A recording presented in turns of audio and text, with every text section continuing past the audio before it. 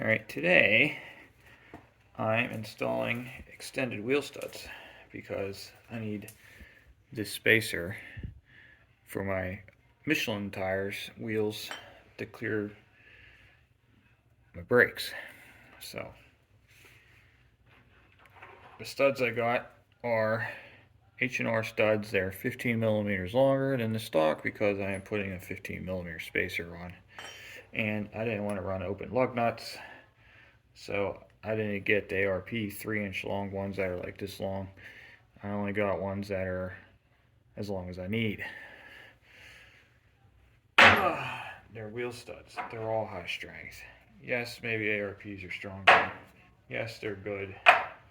No, I don't need them. So, my car, the truck, speedometer is controlled by this ABS sensor. It runs into a map.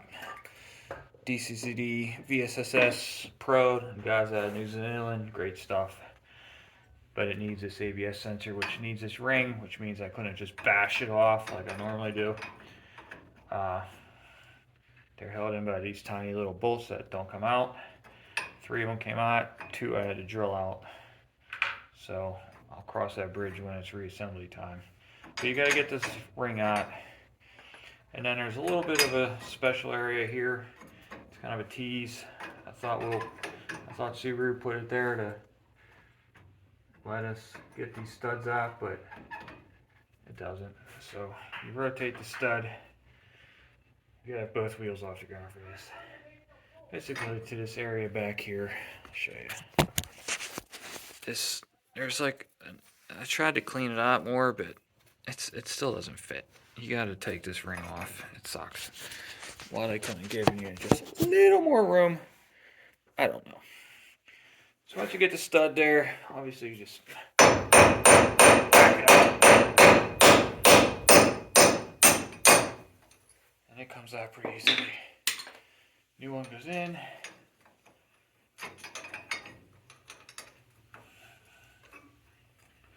Oh, the other ones went in pretty easily. This one, naturally, because I'm showing you it's going to be a fight. But obviously, you got to pull back in there. And these ones are tight. I'm sure there's special tools. I don't have it. I have some washers I've lubricated. I got an old big nut. And I got an old open-ended lug nut. Spray it, lube up the threads. Try and get it on there as tight as you can. These studs, for whatever reason, or don't like to take that nut, so I have to temporarily hold the back with these vice grips while I snug it up. And once it's snug, you can take it off. Then you just torque it basically till it pulls completely tight. It can't be loose. It cannot be loose, because you'll tighten your lug nuts up on the wheels and they'll loosen themselves. And then you're screwed, because if this comes out, you're not getting your lug nut off. It has to be tight.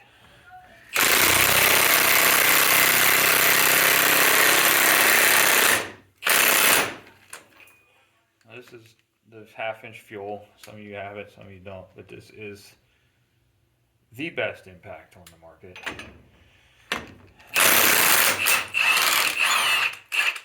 Take it off, and that's all 5 of them.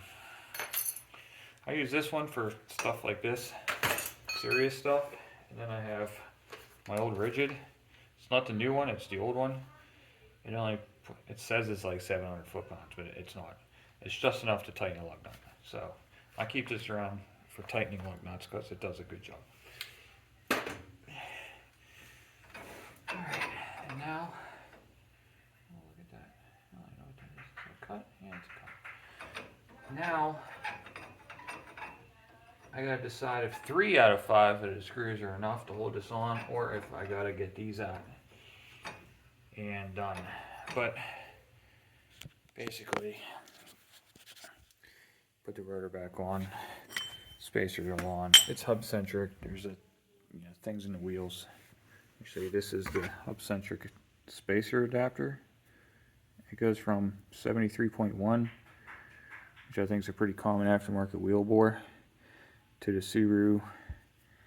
I think it's 56. Oh, it says right there, 56.1 for Subaru hubs, all of them, including STI, I believe.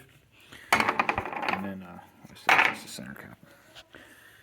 But yeah, those are big. They're thick right here. I should have just done Subaru 4-pots, but obviously I like to be a little different. So that's how you change a stud. I'd put it back together, but I gotta get these two. There's two of them. I gotta get them out so I can thread in some new bolts, and that's gonna take a minute. But you get the idea. See you later.